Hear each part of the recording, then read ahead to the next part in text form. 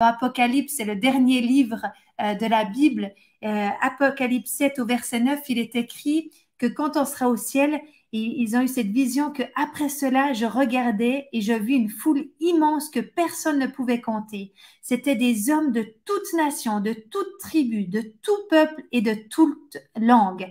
Ils se tenaient debout devant le trône et devant l'agneau, qui est Jésus, habillés de robes blanches. Et un peu plus loin dans ce passage-là, il est dit qu'il y avait un des anciens qui était là autour du trône de Dieu. Il prit la parole et il dit, mais ceux qui sont habillés d'une robe blanche, ces personnes, qui sont-ils et d'où sont-ils venus? Et il est dit plus tard que ces personnes-là, c'est ceux qui ont lavé leur robe, ils l'ont blanchi dans le sang de l'agneau, dans le sang de Jésus. Vous savez, quand on reçoit Jésus, ce qu'il a fait pour nous, on va entendre un message ce soir d'encouragement, on va entendre aussi qui est Jésus, ce qu'il a fait pour nous.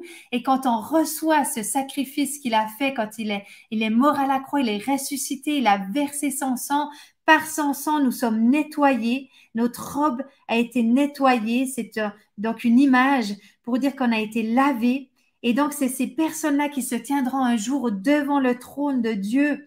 Et il est dit qu'ils n'auront plus faim, ils n'auront plus soif.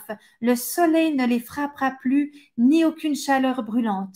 En effet, l'agneau qui est au milieu du trône prendra soin d'eux et les conduira aux sources des eaux de la vie. Et Dieu essuiera toute larme de leurs yeux. Waouh, quelle espérance nous avons en Jésus, que nous savons un jour nous serons avec lui. Il n'y aura plus de larmes, ça veut dire qu'il n'y aura plus de souffrance, il n'y aura plus de maladie, il n'y aura plus d'infirmité, même il n'y aura plus de mort. Nous vivrons cette vie éternelle avec Jésus, mais vous savez la bonne nouvelle, et c'est pour ça que vous nous regardez aujourd'hui, c'est qu'il y a dès maintenant, dès aujourd'hui, vous pouvez rentrer dans cette vie d'éternité.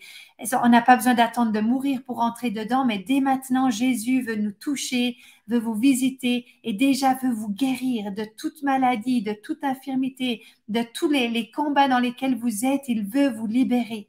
Ça, c'est la bonne nouvelle.